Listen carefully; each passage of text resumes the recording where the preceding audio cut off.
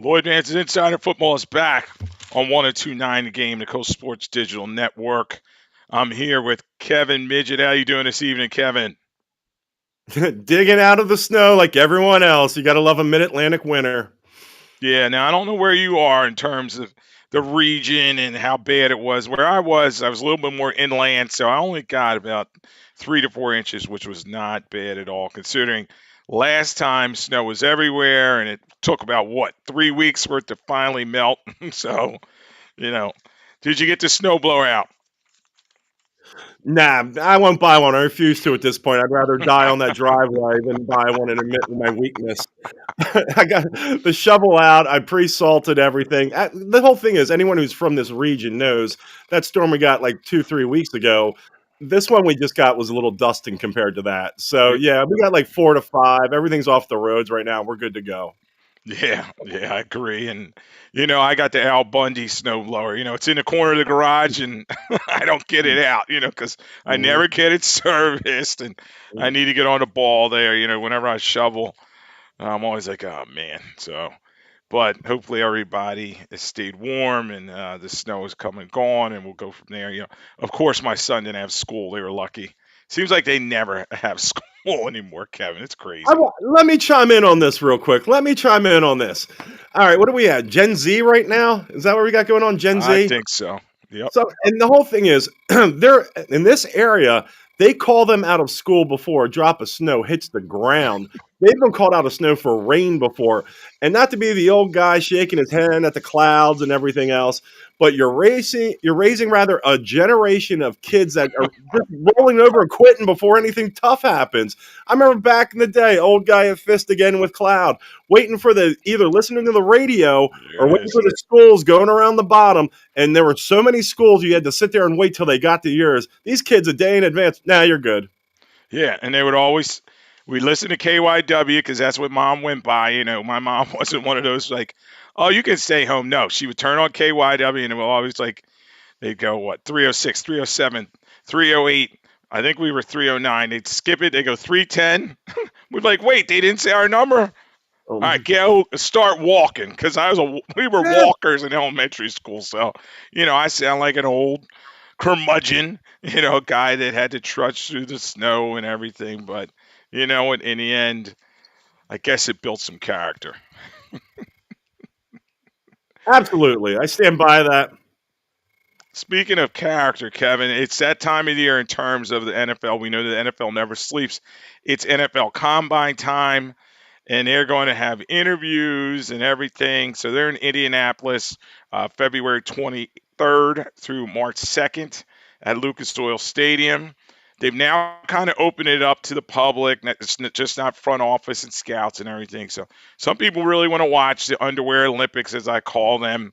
What do you think of the event? And is there anything fans and uh, officials can glean from this event? Once again, you've heard me on this program say this before, and I'll say it again. It's the Mike Mamola Bowl. That's all it is. Mike Mamola, the king of the combine. We don't want Warren Sapp. He smoked weed in college. He was the one guy. No, let's go get Mike Mamola. It's a joke. I mean, the quarterbacks, like, they have their own little guys in their ears. It's like their agents. It's like, I'm not going to throw. I'll show up, but I'm not going to throw. Then why the hell are you there? It's a dog and pony show. Some guys do, though recognition, they move up in the draft board. So I get why some people do it, but am I putting any stock into it? Absolutely not. Yeah, and Kevin, there's 319 invited players going to Indianapolis. They'll spread them out by position groups. And as you said, everybody wants to see about the quarterbacks, who's going to be there. This quarterback class is kind of late, in my opinion. So you have Carson Beck, who will be there. He was from the University of Miami. He transferred there. You have Clay Klubnik from LSU. Drew Allard from Penn State, who was supposed to be a high pick, then he hurt his leg and never really kind of lived up to expectations. And then Fernando Mendoza will be there, the Heisman Trophy winner, national championship quarterback from Indiana. Are you excited to see any of these guys, and do you think any of them will throw? I'd be shocked if any of them throw, to be honest, in this day and age. It's easier to just sit out and, let people guess to see where you should go, let alone remove all doubt and show them that you have no arm. Um, just throwing it out there, I think Mendoza should probably be the only quarterback taken in the first round. I'm not a big fan of any of the other guys. We'll see what happens if some team panics. Everyone needs their quarterback before they can win. So somebody is going to panic probably and make a move. But yeah, I think Mendoza should be the only one in the first round. Yeah, and the other quarterback, I didn't have him listed there, and everybody's talking about him as a first rounder, is Ty Simpson from Alabama. And I watched a lot of his games, and I don't think he's a first round quarterback either, Kevin. So we'll see where Ty Simpson lands. I've looked at some mocks. They have the Steelers maybe looking at him at 21, around that range. But I agree with you that somebody's going to reach for a quarterback. They always do, and we'll see how it kind of turns out. But at the combine, the drills. There's the 40-yard dash, the bench press, the vertical jump, and a bunch of other. They don't do the high jump. Maybe they should. But it's crazy. I kind of agree with you in terms of Mike Mamula and his rise to fame from the combine, and guys like John Ross, the receiver who ran the fastest time at the combine and never really did much in terms of receiver. Dropped a lot of passes, so a lot of times these drills don't mean a lot. So I think in the end, I like the passing where they're throwing to receivers. Obviously, there's not a lot of coverage from DBs, so it's easy throws. But you like to see what quarterbacks can spin the football. And then also the interviews are huge, I think. I think in terms of these guys. Now, in terms of interviews, though, would you keep your cool if somebody said something to foul about your family? Because it's happened. They try to bait these guys and try to see, okay, is he going to react to try to grab me across the table, or what's going on here? I think it's kind of messed up, to be honest, when you call people's family into question, especially people who maybe haven't been fortunate enough to come from decent families. I forget who the player was the one year. It wasn't that long ago when they brought up his mother with like drugs and everything Right. else. And it's like, what are you supposed to do, man? Especially a younger kid, I should say. And you don't have that filter that comes with age. I mean, what do you expect them to do? So, yeah, I think it's kind of messed up they do that. Yeah, I think sometimes it's over the top in terms of the analysis paralysis and these draft prospects digging into their background. I mean, every team seems to have a former FBI guy that works for them, and they're going to be young men, and they're coming from college, and we were all dumbasses in college and did did some things you may not uh, want to go over in an interview, but in the end, we'll see how these guys step forward, and it's just a step in the process. I think a big thing with the combine is it's now stop on the NFL train where uh, this is like a convention atmosphere for the NFL. Everybody's there, all the front offices, and we'll see how it goes. The combine leads up to the start of the league year, which is March 11th. And in terms of the salary cap this year, free agency, everybody's looking at this. Salary cap is going to be up to around 303 million per team. That's an NFL high, up from 279 million in 2025. Um, what do you think in terms of salary cap? Are they spending too much? Is football trending towards basketball and baseball in terms of these contracts? There have been sprinkling of some guaranteed contracts, and what do you think about that as well? For the salary cap to go up as much as it has been going up is telling me the owners are making a lot of bread. That's what's happening right now. And Yes. if they got the money if they're spending that much money, how much are they making on top of that? So I think what you're going to see is possibly more franchise tags this year than you would have seen in the past because now they have that wiggle room. So I mean, once again, with Pitts' start with Atlanta and going forward, I think you're going to see more guys get tagged, and you're going to have more disgruntled players, perhaps. Yeah, in terms of the money, the NFL's got these TV contracts and international games. So and we talked about this, how much everybody loves it, all the fantasy footballers and gamblers. They're happy when there's a game on Thursday night.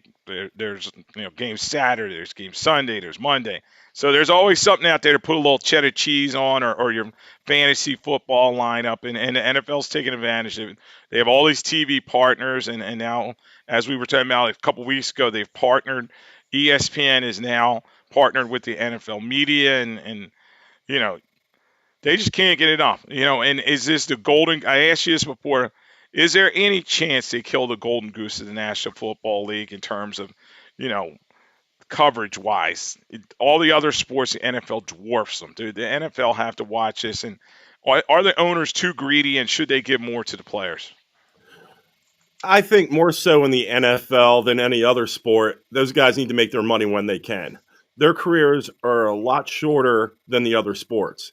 So, and especially the guaranteed contracts and everything else. So, I never begrudge anybody making their money while they have an opportunity to play professional sports. But going forward, also, I think what can dilute the product and the thing that could hurt the NFL is what the NBA is going to make the mistake of doing, that they're rumoring of doing, is keep expanding. Your product's getting diluted as it is. You're trying to push it up to 18 games. If God forbid you add another team or two to that, it's like you're getting an inferior product at a certain point. Yeah, and you're seeing, we looked at records a lot this season, and there was a lot of haves and have-nots. I mean, look, look, the Raiders 3-14, the Jets 3-14, Cardinals 3-14, Tennessee Titans 3-14, Giants 4-13. I mean, that's the bottom five of the National Football League. They lost a lot of games, and then at the top there were some really good records. You had the Rams 14-win team, Denver 15-win team. Uh, New England won a lot of games, and so did the Seattle Seahawks, who won it all. So it's the haves and the have-nots. And as you said, when they expand, it's like, all right, they're bringing some UFL type players on board. Guys that bottom third of the roster may have been cut in preseason. Now they're going to be on a team. And I always remember when I was a kid, the Seahawks were expansion team and they looked like it. And then you brought in the Jacksonville Jaguars, the Texans, and the Carolina Panthers. And some of their lineups, that expansion draft, they just had. You're like, oh my goodness, who is that guy? How's he in an NFL type of situation? So I agree with you. They shouldn't expand. And 17 games is just an odd number. So I think they're going to go to 18 games. I just think the greed's too much out there, and everybody just can't get enough. But I don't want to see any more games like week 18 or so that are always like glorified preseason games with a lot of veterans sitting out, teams already clinching playoff scenarios. Yeah, that, and once again, that's a downfall of the NBA right there, and that's why they've actually gotten more proactive with it, because they're doing these rest games for guys, and it's just like Joel Embiid from the Sixers was a classic one for that. It's one of those, because you get teams that people are spending money to see one player. If the team stinks, they're going to spend money to see this one player. And you wait, and that, especially in the NFL, you might not get a chance to see this guy for another 4 to 6 years coming through your town. So the fact you spend your money, you buy all his merchandise, and he's not playing, I mean, yeah, that's not good for your fan base right there. That's when the fans will start to rise up against it. Yeah, and it's a situation where when these guys are sitting out, you feel bad like late in the season, and the tickets are so precious. You think about like some 10-year-old kid somewhere that's waited all year to go to Eagles game or something, and they get there and they find out uh, half the starting offense is not playing. Feel bad for them, and it's we've talked about this. The prices, it's $600,000 to go to a game, and that may be kind of cheap. Yeah, I mean, after you pay for parking, you get in there, you buy some merchandise, that kind of stuff. You buy some, refreshments. It's not cheap for a family. Imagine a family of four going to a game right now. I couldn't imagine it. So, Yeah, I mean, yeah, it's it's brutal. ridiculous. It is, Kevin. Yeah, you're talking about maybe $2,000 or something. It's crazy. It's crazy, and you want to go to a game, and that's why I tell everybody. I've been to a ton of games. Sat in the press box, sat in the stands where my father's been a season ticket holder forever, and it's just like, all right. In the end, I think the best seats at home. I got my own food, I got my own bathroom, and you just don't have to put up with all the craziness of getting down there in terms of the traffic and the parking and it maybe I'm just an old school guy, old dude that's going to want to stay at home. But you're going to go to a game at those ticket prices? I haven't gone to a game in about 8 to 10 years. And you know what it got to? I was going about 4 or 5 games a year. Friends have the personal seat license, blah blah blah. Kid has a recital, tickets are always popping up. It got to the point that the tailgating part was fun, because we had it right Right. there. We had like restaurant catered stuff and everything. You go inside, it's the drunken morons. It's the people that sit there and get plastered before the game even starts, and you have to listen to these guys be morons the whole game. I mean, nah, man, I'm not for that. It's like put me on my sofa, and like my friends and I will text each other all through the game what's going on, and I'm cool with that. Yeah, and it's not like the old vet where Judge Seamus was in the basement ready to lock some people up. And I know Philly people are like, "Oh, we get a bad reputation." Well, some of those guys go down there and they act the fools. You know what I mean? So, it's fun, but it's not fun. So at this point, I'll leave that to the young guys to going down there. You're listening to Lloyd Vance's Insider Football on 1029, the Game Coast Sports Digital Network. I I'm here with Kevin Midgette. Uh, Everyone's sitting there like Lloyd was just going over, like, go to the Buffalo Bills fans. Those guys are getting hammered and busting up tables and everything else. It looks like an IKEA going out of business sale. So it's just like it's not when maybe it is a getting older thing, but younger me enjoyed being around that. Older me is like, man, you guys are just problems. I don't want to be part of it. you got me back. Oh yeah, All right, cool. Yeah, we blipped out there, and yeah, it's crazy how the atmosphere, it's everything, and we were taking the younger people down there. You're just like, oh man, do I really want my 11-year-old kid seeing some of this? They're getting early education all going down there. So, but we're here watching Lloyd Vance Insider Football on 1029 The Game, Coastal Sports Digital Network. Thanks everybody for joining with us. Yes, there's something to talk about. Before I came on, my family's like, there's more football talk. There's always something to talk about around the National Football League. And we are talking, Kevin and I, are about the NFL Combine. We talked about that. That's where everybody in the league is at. A lot of things around the Combine in terms of rumors. You have all the GMs there. They all kind of hold State of the Union kind of talks there. And I have my guys there that are sitting in those meetings, and I'll talk with them. But a big rumor out there, and I want to get Kevin's take on it, is Max Crosby from the Las Vegas Raiders is not happy in terms of his situation there. They have a new head coach coming in the door, um, and they're trying to figure out what they're going to do with Max Crosby, if he's going to stay, if he's going to go. Their GM's John Spytek. Um, Crosby had a pretty good year last year, 73 tackles, 10 sacks, and one interception. He just had signed a 3-year, $106.5 million extension in 2025. So, new contract. It's not about money. Somehow he just does not want to be there, Kevin. So, with all these guys together at the Combine, do they get this done? And what do you think would be the asking price? I'm thinking like the Khalil Mack situation when he got traded from the Raiders to the Bears a couple years back. I think there were like 2 number ones involved in that deal.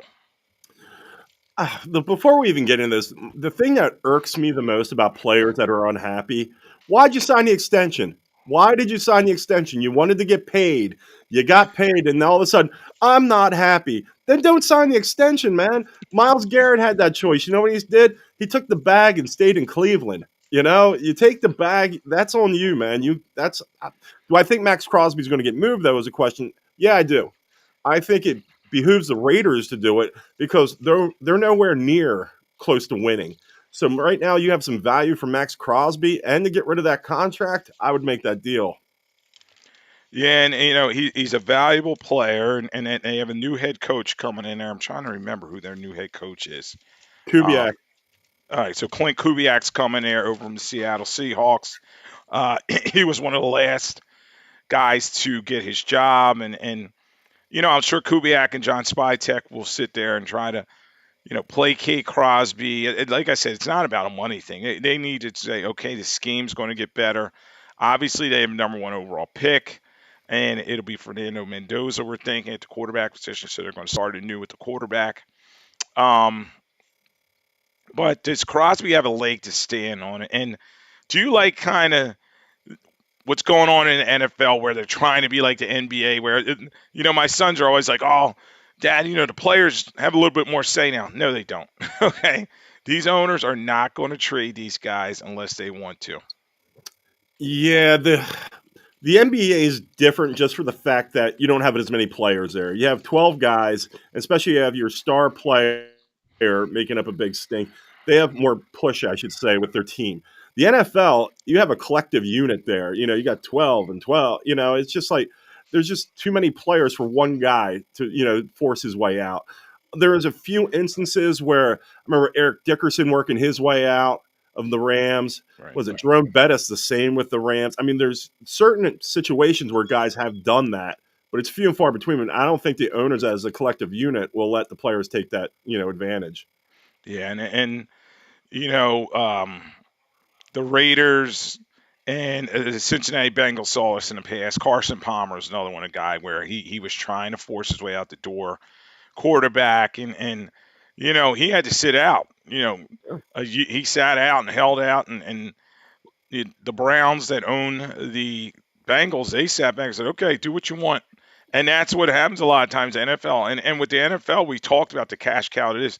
The train's going to move on, and they're going to get somebody else. And yeah, eventually, if they get the right asking price, they will trade these guys. But they're not going to do it unless the owners kind of want to do it. So that is on the table in terms of the combine. Max Crosby.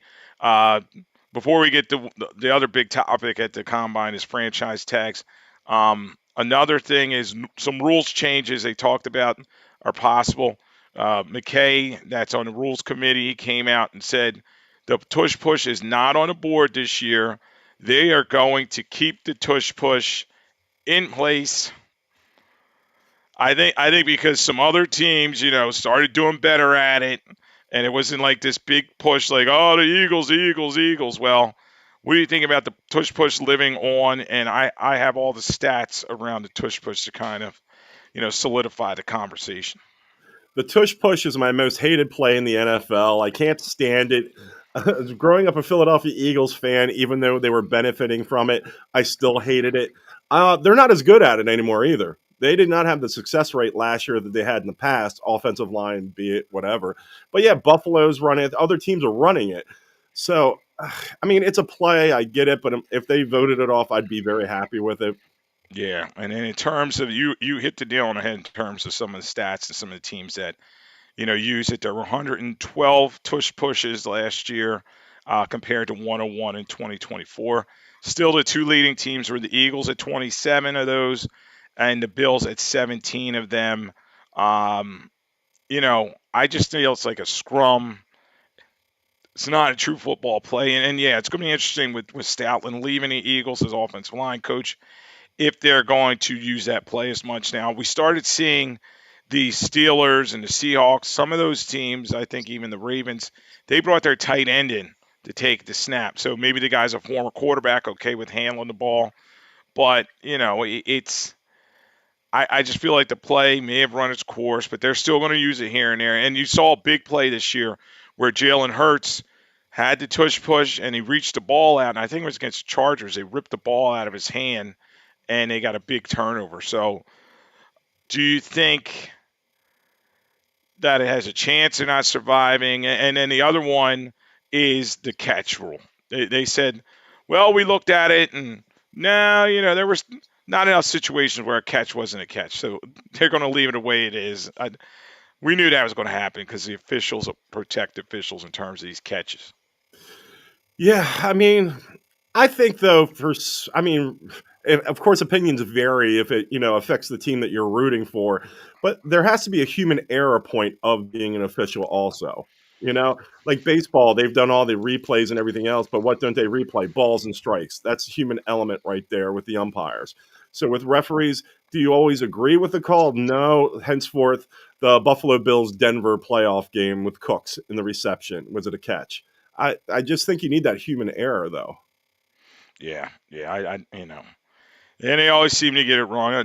I'm so glad I'm not as much a fan as I used to be Yeah. in terms of one team because I still hear Nate hollering about that catch non-catch and they were jobbed and they got it out for his Bills and all this.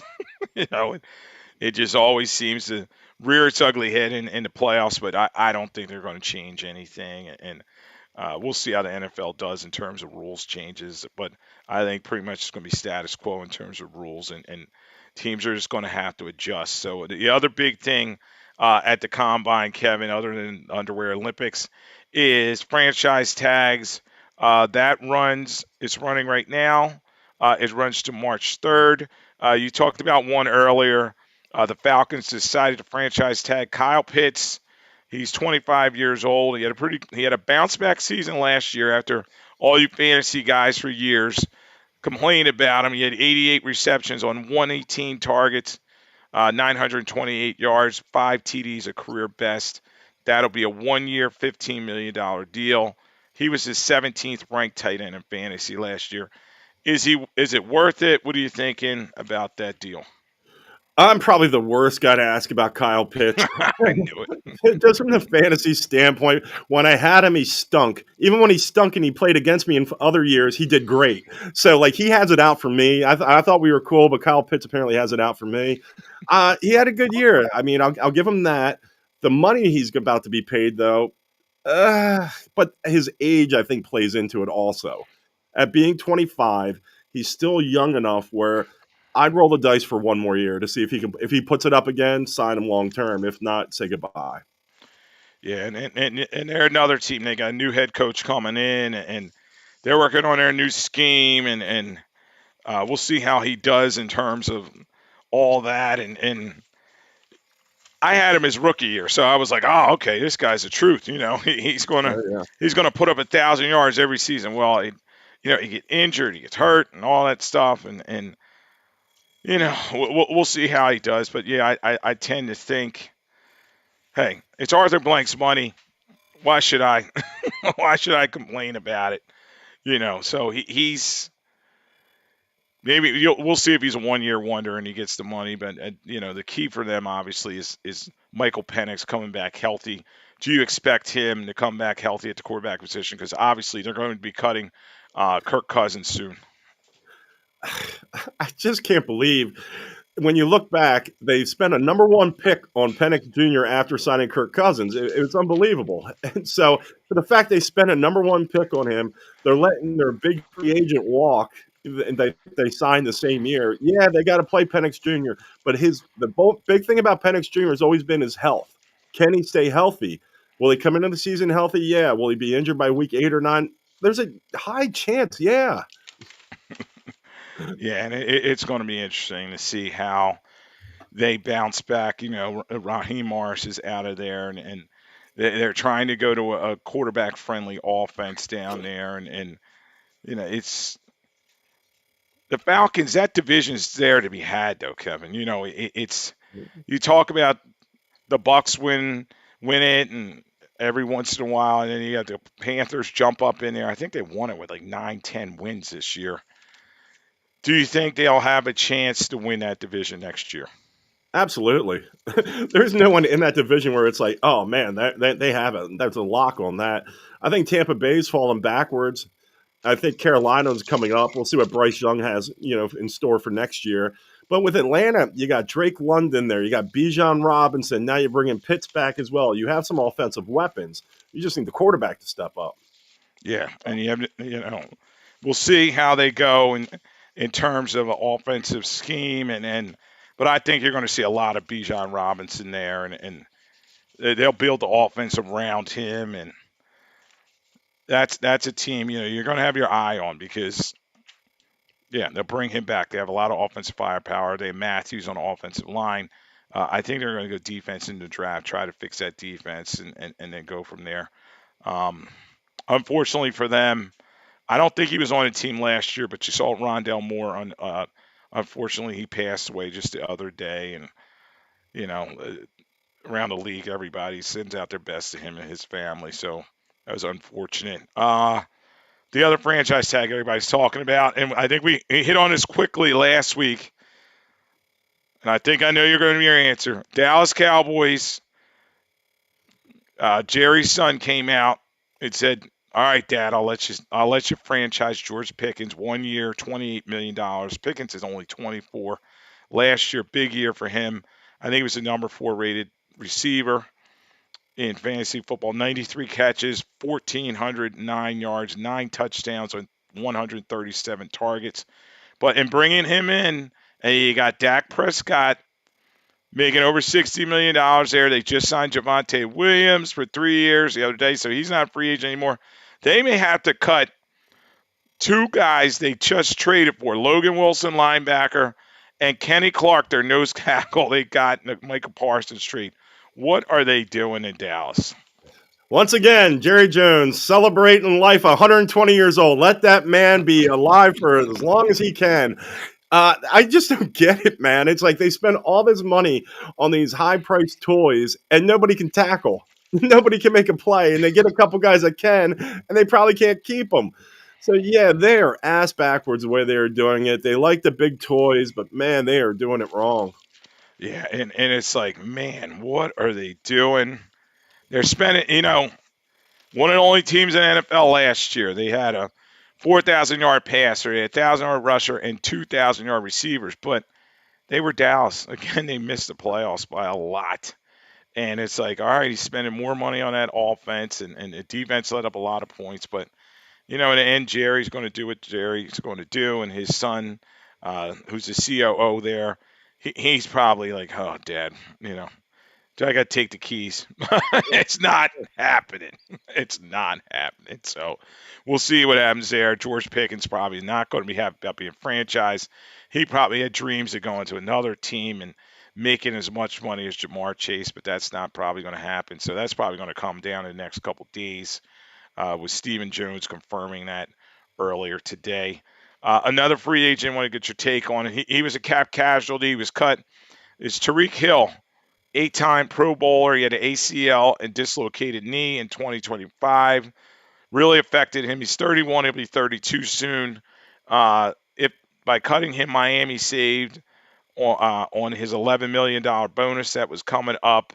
But they have a dead cap hit of $22 million coming up.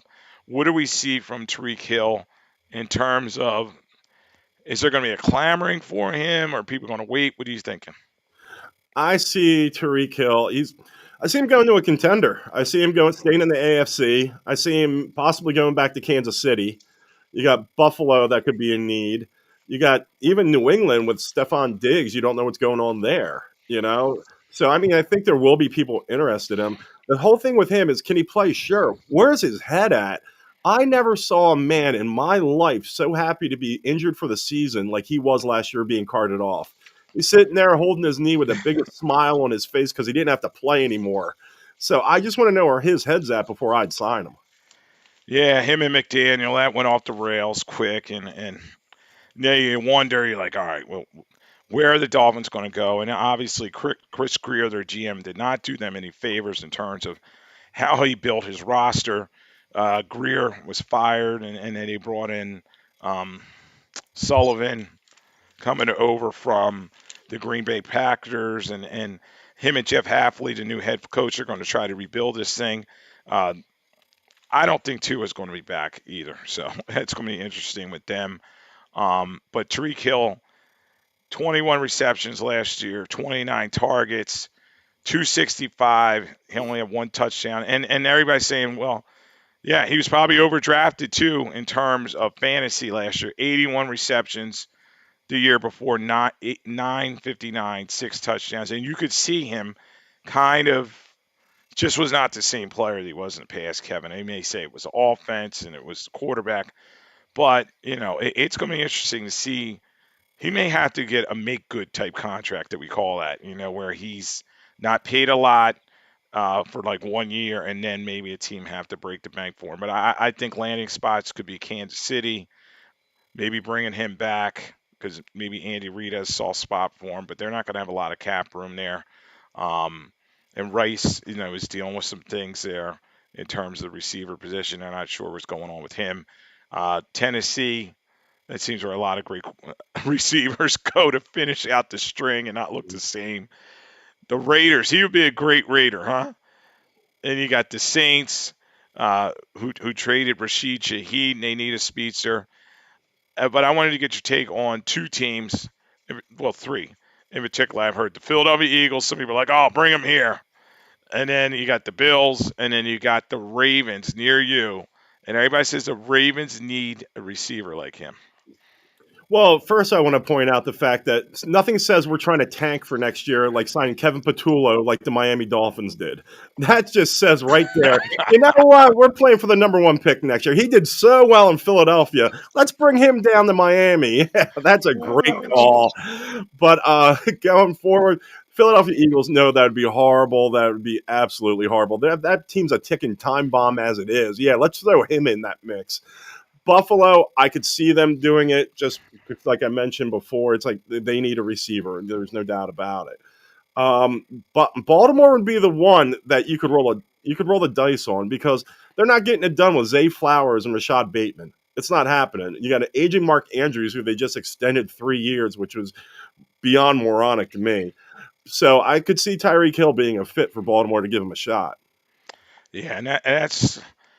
I tend to think he will want to go to a contender at his age. I know he's already got a ring and all that, but he'll probably want to go somewhere where he can make an impact. And if he went to Baltimore, with Lamar Jackson, they could be an interesting duo there. And it's they got a head coach coming in with the Ravens and Jesse Mintorier is a defensive guy, but they're trying to build offensively as well. And the defense obviously needs more help there. And so that I'm going to keep my eyes on that radar in terms of Tyreek Hill. I know that the different GMs are there in Indianapolis. They're going to be having side conversations, go out to dinner with each other, and you may see a trade, some positioning, getting ready for the draft. So he's an interesting name.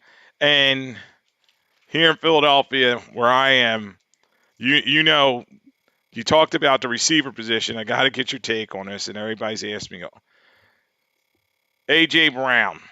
He's on the podcast with Edelman and Gronk, and they say, "Oh, let's stay in touch. Everybody wants to be a Patriot." And he goes, "Yeah, I do." And he winked or something, or he winked at the camera, double wink. Nothing else said, but he's unhappy in Philadelphia. He's trying to say the right things. Everybody knows it. He's 28 years old. Last year, a down season for him. He had 78 catches on 121 targets for only 1,003 yards, 7 touchdowns. I counted them up. There are 9 games where he had 5 catches or less, including their playoff loss to the Niners, where he had only 3 catches on 7 targets for 25 yards. Uh, right now, if you say to me, do you think AJ Brown's going to be a Philadelphia Eagle for the next week one of next year? Absolutely not. I think he's gone. I think the tie with Vrabel also being in New England could actually, something to keep an eye on. It's a team that's ready to win. It's a team that's on the rise. And the Eagles right now, I mean, it's starting to turn into like you just see kind of circling around the drain.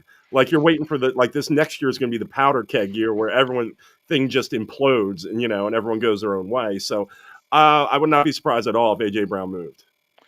And it's going to be interesting because, you know, Will Howie Roseman, Jeffrey Lurie pulled the trigger on this. Roseman was saying all the right things earlier. We need a player like him. He's a star quality player. They're paying him a lot. He's scheduled to make about $32 million next season. He signed a 3-year, $96 million contract in 2024. So they're playing him well. 84 million guaranteed.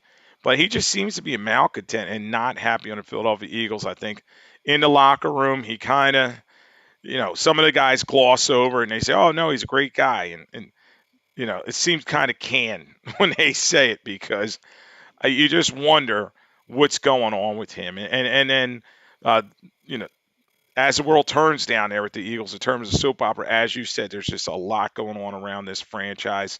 Was it AJ Brown? Was it Patullo, who you're just talking about, who's now with the Dolphins, or is it Sirianni or Jalen Hurts? That what needs to be fixed with this Philadelphia Eagles offense? I think it's everyone that you mentioned has a contributing factor to the situation that they're in right now. I think AJ Brown also, as a quintessential diva wide receiver, he likes the attention. He likes giving the wink to the camera, because he wants people to pay attention to him still. He needs that kind of, affirmation. Uh, I don't think it's fixable. I really don't. I mean, it was this year wasn't the only year. We saw, even like during the Super Bowl run, they had a little tiff here or there. They kind of went away because winning will do that.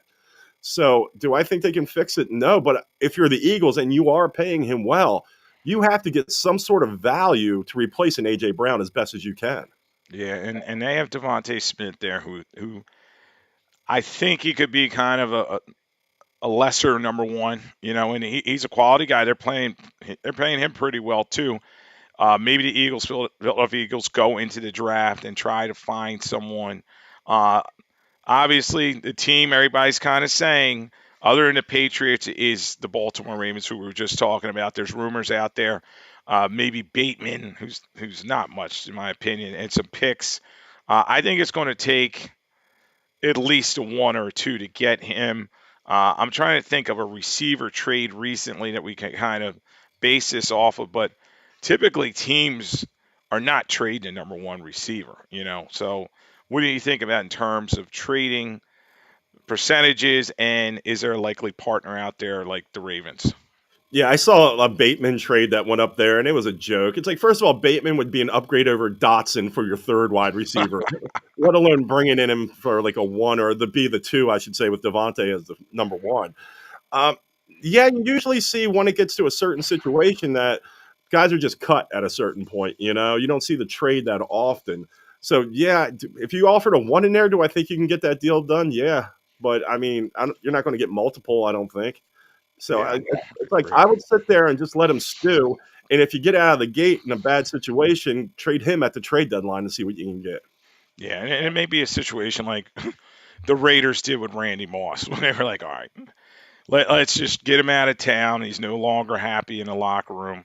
Send him somewhere. The Patriots were glad to get him, at not a premium price, and he kind of rebuilt his career from there. But I tend to think the Eagles are going to hold on to him, and it's just going to add to the drama around this team. But as you said, when the draft comes around, we'll see. Speaking of the draft, everybody's getting ready for that. A lot of these young guys have been out in Arizona, Florida, California at different camps getting ready. The draft will be in Pittsburgh this year. So I know they'll have that big street party out there, like always, and the NFL getting dollars for that. They take, it may be NBA playoff time, but they're going to Mhm. make sure everybody has their eyes on the National Football League. It's April 23rd through the 25th, as I said, in Pittsburgh, and it's a 3-day event once again. Kevin, I still liked, like when I used to go up to New York City on a Saturday, and it was all day, pretty much Saturday, and then they had it Sunday, and it was for the diehards. So, you know, what do you think of the 3-day format for the draft? I think the NFL is making a lot of money. That's what I think. I think that's why they're doing it. And God forbid they push it to 4 days down the road. Nah, the first day, and it's like that's the whole thing. The guys that show up for the green room too, that kind of thing. It's like, all right, you're really rolling the dice. You'll get drafted on that first day. If you're hanging around, all right, that suit. Yeah, put it on again and come back for day two. Shadur Sanders syndrome right there. Hey Shadur, come on back, come on back. And then it's it's a bad look. Remember the Aaron Rodgers one when he was tucked away Oh back in the yeah, day, and I actually like seeing the guys at home, because I always like the guy who has his college girlfriend that gets all super excited and she's getting kicked to the curb like within the week because she thought she just got drafted too. maybe So she's a baby mama. She be, uh, so it's like I want to say there was a wide receiver. I want to say it was C.D. Lamb or something. Like he had his second phone, and his girlfriend's trying to grab the phone, and his mom's like pushing it away. It's like that's what I want to see. I don't need to see them at the event. I want to see them at home with people around them. yeah, and and I remember the COVID year was awesome because everybody was home that year, and you got to see everybody there, and kind of the whole process from home and how they were living. And everybody remembers Cliff Kingsbury's palatial estate. They're like, man, how much are the Cardinals Yeah. paying this guy? So it's yeah, I agree with you. And if I was a guy that was on a bubble and I didn't think they invite you, stay home. I mean, you don't want to be that guy sitting there in the green room, as you said, where everybody's like, oh man, he's not going, and his agent's sitting there, and his parents and everybody, everybody's like, what the bleep's going on here? But it happens, every year. As I said, this I call it picking the warts. They dig in all the backgrounds, everything on these young men, and it's all projection because, we see it all the time. Look at Lamar Jackson. He was the 32nd player taken in his draft class, one of the best guys there. And then, this year's Cinderella story, Sam Darnold, he was the third overall pick, and then he looked like a bust. And with the Jets, and then he bounces around, and then finally with Seahawks, he wins one. So you just never, this whole process, you never really know. There's no short thing in terms of the draft. You talked about Mike Mamula earlier, and I always talk about a lot of the quarterbacks that didn't live up to expectations. I still remember meeting Jamarcus Russell at the 2008 draft, and he just looked the part. I mean, he's a big, strong guy. I talked to all the scouts. They said he spun the ball better than anybody in his workout. But man, was he terrible in the National Football League. Yeah, the one that stood out to me that did the draft the right way was Joe Thomas. Just went fishing with his dad. He knew he There was you going to go. be a top pick. He knew he was going to be in the top 5. It's like, yeah, I'm just going fishing with my dad. I'm not even worrying about this stuff. Yeah, and he's turned into a future Hall of Famer. I think he's going to get in for the Cleveland Browns. I mean, mainstay left tackle for them for a number of years. And it's interesting. I always feel like, the offensive linemen, they're the humble guys. You know what I mean? They're just like, all right. Other than, we'll talk about Tony Mandritz, who everybody got on the back of, and they thought he was an incredible Hulk after that uh, Sports Illustrated cover, but he was chemically fueled. Everybody found that out, and he couldn't really play. But, it usually the linemen, offensive linemen, are just like, all right, whatever. I'm here to do my job. The show's not about me. But I always feel like the draft, it's about the quarterbacks, the receivers, the corners, and the pass rushers. Everybody wants to see them. And lately, they get these suits where they open it up and they have the team logo on inside. I was like, oh man, and the NFL loves it. It's the red carpet treatment. Yeah, that's exactly it. You got to get your ice. You got to get your drip. You got to coordinate. You got a mushroom belt. Oh, yeah, you got the mushroom lining inside the jacket. You got to coordinate. So I get that stuff, man. But it's for the positions that the not diehard college football fans going to recognize the name, maybe the face, and that's the pageantry of it right there. You give me an offensive lineman. All right, bring up Joe Thomas again. Outside of the city of Cleveland, Hall of Fame credentials, everything else. He could walk down the street and you wouldn't know who that guy is. Yeah, It's anonymity. Yeah, he said he's a big guy, man. Man, he's a big dude. I still remember going in to the draft, to cover it, and I was going in, and I had all these Jets fans sticking pens in my face. They were like, Ferguson, sign for me. The Brickshaw Ferguson, sign for me. I am not the Brickshaw Ferguson. My one buddy's like, oh, maybe, take a couple pictures. Maybe you get something out of it. I was like, no. And that's not the name you want to have to spell for an autograph either. It's like the Brickshaw. Can you spell that again? So, it's crazy how the draft situation. And unfortunately, like I said, it always takes 3 years to evaluate a draft class. I know they're pushing a lot of these young men right away into the lineups, particularly the quarterbacks. And some of them are not ready for the National Football League. You think about all the bonus baby quarterbacks that have failed. I remember I think about a year ago, you and I went through all the list of first round quarterbacks, and it was just littered with Jake Lockers and, Zach Wilson types. And, it's just that part of the process because teams get enamored with the quarterback here. Yeah, that's exactly it. You see, was it Semien the one year Denver drafted, and there was a bunch of other guys. It's a roll of dice, and like we brought up earlier in the show, teams need a quarterback so bad. That's the position that they will risk up everything to attain. They will sit there and make these bad deals. Hopefully, they're so panicked to get their franchise quarterback, and that's what I guarantee you we'll see again this year. Yeah, and you see teams trade up for a quarterback. Think about Bryce Young. They traded up, I think, with the Bears, and the Bears were like, oh yes, please. And the Bears ended up getting a high pick from it. And we see these young quarterbacks are coach and GM killers.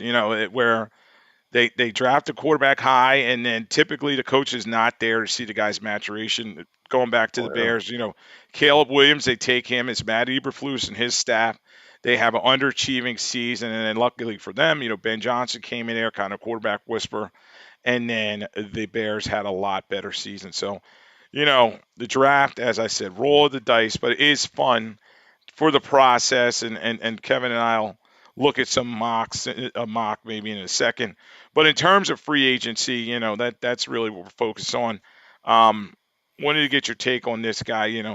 Everybody's talking about the quarterbacks. They're trying to find a guy, and Malik Willis, the Green Bay Packers backup. A lot of people are saying there's some quarterback needy teams out there. Is he going to get a look around the National Football League and have a chance to start next season? I think the best thing that could happen, that did happen for Malik Willis, I should say, is the success of Sam Darnold. Someone who came into the league with all these expectations. Obviously, the moment's too big for a lot of people. Especially if you get thrown to the wolves, you're not getting any protection. The back of your jersey's dirty after every game. So he gets to get a little older. He sits behind the quarterback, gets a little maturity to him, comes out, shows out, and now teams are like, well, Darnold, it worked. Even Geno Smith, if you want to call that out, he was a guy who came back, decent, and it's like, I'll roll the dice on Malik Willis. Yeah, and he moves very well outside the pocket. He really acquitted himself well after he was traded for. It was kind of like a by the way deal by the Green Bay Packers, bringing him over from Tennessee Titans, where he kind of was like not the best out of Liberty, and he's really shined in a couple spots where the Packers needed him. So I think he's going to get a big contract somewhere. Somebody's going to take a chance on him because two landing spots that could happen, and we'll let you say it because it's always your favorite thing: Arizona Cardinals, and of course the Miami Dolphins. Well, as we all know, Arizona needs a quarterback because Kyler Murray's a bum. He's a bum. So yeah, that would work. That'd be actually probably not a bad landing spot. I mean, Arizona though, there's not a lot of weapons. You got McBride there. I mean, they really have to do some things as well. So, but if you're Malik Willis, you just want the opportunity also. So, Yeah, take anything you can get, kind of. yeah, and Arizona, you got Mike LaFleur coming in there as a new head coach, offensive mind, coming over from the Rams, and that pass, offense is going to be explosive with Marvin Harrison Jr. there, and you had their other receiver kind of explode this season, Mike Wilson, and you talked about McBride. So, yeah, that could be a good landing spot for him. But I tend to think Wilson is like, all right, where can I get the most bread? You know what I mean? Yeah. So he's going to look at it as options. Uh, Another free agent quarterback want to get your take on Daniel Jones. What should Indianapolis do? They're not bringing Phillip Rivers back in there because we know he's finally retired for good. But what are they going to do in terms of that quarterback position? Anthony Richardson's still on their roster too. Anthony Richardson's a bum too. I'm throwing that out there as well. Um, but Daniel Jones, that's the whole thing. I was reading today even about the franchise tag on Daniel Jones. That's a substantial amount of money. I want to It say is. something like 45 million, something like that, in that ballpark. So to lock up Daniel Jones for 1 year at that price, I mean, you're really panning on that thing happening. But once again, quarterbacks, a starting quarterback in the league is so scarce. They might decide to do it for 1 year. Would I do it if I was a Colts? No, I would not do it. I'd move on. Yeah, and he has that Achilles injury, and Steichen's kind of on a hot seat there with Carly Ursay Gordon, who's the daughter of Jim Hersey, who passed away, and they're really looking at the whole operation there with the GM Chris Ballard. So, they're going to have to look long and hard about Daniel Jones. Yes, he played very well, but what they start out like 7-9-0, something like that, and then they limped home and didn't make the playoffs. So, we'll see how that one goes. Indianapolis, another player in terms of free agency, and this guy was my pits. You know what I mean? Alec Pierce, I had a hunch. I'm in the championship finals. I'm like, all right, let me play this guy. He had a big week last week. Played him. He had no catches in the finals for me, but he's really out there in terms of a lot of people talking about him as a good young receiver. 25 years old. He went over 1,000 yards for the first time last season for the Colts. Had about 20 yards per catch. There seems to be a lot of suitors for him Commanders, obviously maybe to go back to the Colts, but the Raiders, Steelers, Bills are all being mentioned for him. I mean, Alec Pierce, he has games where it's like, man, this guy's got it all. He's got some wheels, he can catch the ball. The one thing I will point out, if I'm not mistaken, he's had a few concussions over his career already. So that's something I would take into consideration while trying to sign him for any, significant deal. That's for sure. Because there's been a penchant for a little bit of injury. So I'd tread lightly on Alec Pierce. Yeah, it's going to be interesting to see where he lands. And we talked about Tariq Hill. He's another, we'll see where he lands. And the receivers, like I said, they moved the needle. We already talked about George Pickens, who's going to be franchise. So, we were talking about names in terms of receivers like Jawan Jennings. He's going to be out there. But Alec Pierce seems to be, the leading guy now that Pickens is going to be off the board. Um, Another big two free agents, Kenneth Walker, Super Bowl hero. Does he end back with Seattle? What do you think about that situation?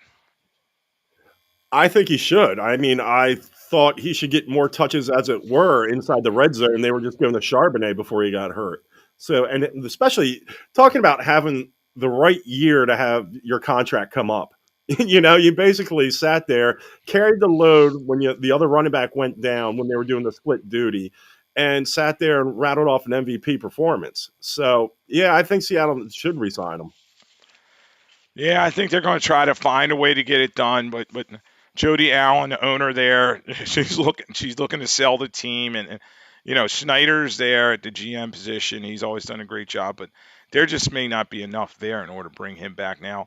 Darnold's not making as much as a lot of quarterbacks out there, so they might be able to fit him in. But Rashid Shaheed, the other receiver there, he's a free agent. So how do they bring him back? And Rick Woolen on defense. So there are a lot of moving pieces there. The last free agent we'll talk about is with the Philadelphia Eagles. There's a lot of talk on the radio. Like, you got to bring this guy back. What are they doing? Nakobe Dean, linebacker, but they drafted Jahad Campbell last year in the first round, and they play the same position. Yeah, and I think they did that expecting to be in the situation they're in right now. They knew with Nakobe Dean's contract coming up when it comes up that they would have a replacement in line for him. Nakobe Dean, once again, as we all know, the biggest problem with him has been injury. It's been the ability to stay on the field. So when he's in there, can he play? Sure, he can play. But if I'm the Eagles at this point, I move on. Yeah, it's going to be interesting. I tend to agree with you that the Philadelphia Eagles are going to move in another direction in terms of Nakobe Dean. He made some plays for them, but he's been injury prone. And, with that, it's a lot of money to give somebody. And if he gets hurt, it's like they've never really valued the linebacker position. They finally went out of character and drafted Campbell in the first round. So they're probably going to bring him back and give Campbell the number one spot there at linebacker, and Dean will probably end up someplace else, a la what Sweat did going to the Cardinals, and we'll see what kind of landing spot he's at, because the Eagles got to also decide on Jalen Phillips. What are you thinking in terms of Jalen Phillips? Is he going to be back as an Eagle? I would be shocked. I would put it at 98% chance that Jalen Phillips is gone. It's just for the money. I mean, he was a rental. We all knew that going in. It was the fact they were trying to get back to the Super Bowl. All right, let's bring this guy in. We know if he plays well when we get to the Super Bowl, we definitely aren't going to be able to afford him. He did come in. He played well for him, and he played well enough to price himself out of Philadelphia, I think. Yeah, I tend to agree with you. It's going to be tough for them to sign him, given that Jordan Davis, their nose tackle, is looking for a new tackle. Jalen Carter's coming up. They got to play Quinyon Mitchell. Reed Blankenship, they're tending to lean towards bringing him back, who's a free agent, and then Cooper DeJean, they're eventually going to have to pay him. So just a lot of young mouths to feed in terms of that defense. In terms of the offense, the Philadelphia Eagles, it came out, even though Stoutland is leaving, Landon Dickerson will be back, and Lane Johnson will be coming back from that Liz Frank injury. What do you think in terms of the Eagles' offensive line? It's not going to be as good. I mean, they showed some cracks last year with Stoutland being gone now. The thing is, these guys love playing for Stoutland. So, I mean, they're not happy. They're not happy at all that he's not coming back. I'm shocked that Lane Johnson actually came back, agreed to come back with Stoutland being gone. But also I thought about the fact Lane Johnson also is trying to solidify his Hall of Fame career. He's trying to add maybe another All Pro on that, All NFL. So I get why he's coming back, but yeah, I think they're definitely taking a hit this year. Yeah, and then that offensive line, they were the engine that drove that team to the Super Bowl title in 2024. And this last season in 2025, when they broke down, the team just was not the same. Saquon Barkley was getting, his yards before contact was way higher. You know what I mean? Like he was getting hit real early. And last year, he was just seeing gaping holes, and they got to fix that offensive line because I tend to think, we talked about Hurts and AJ Brown, their difficulties. I just think it's because they couldn't establish the run. And then you had Patullo, who got pass happy, and then Stoutland couldn't get along with him. Stoutland's now gone, as we said. So just a lot swirling around that Philadelphia Eagles team. But lots to talk about in the off season. Another great Lloyd Vance Insider Football on 1029 The Game. Coastal Sports Digital Network. I appreciate Angel behind the glass. Great job, Kevin, with all the insight. There's always something to talk about as we move along in the off season. As we said, we'll talk about the draft, look at what happened at the combine, and just keep everybody abreast any news coming out of there. So stick with us here on Lloyd Vance Insider Football, and we will talk to you later.